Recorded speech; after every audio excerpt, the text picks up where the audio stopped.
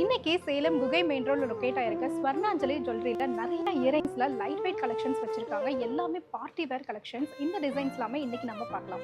இந்த நவரத்னா ஆன்டிக் ஸ்ட்ரெட் லக்ஷ்மி உருவமோட பார்ட்டி வேர்க்கெல்லாம் ரொம்பவே அழகா இருக்கும். இவ்வளவு அழகான ஸ்ட்ரெட் வெறும் 5 கிராம் மட்டும் தான். அண்ட் ஆன்டிக் டிசைன்லயே டாப்ல கும்பம் அண்ட் பாட்டம்ல லக்ஷ்மி ஃபேஸ் வித் டிராப்போட இருக்க இந்த தோடு வெறும் 6 கிராம் மட்டும் தான்.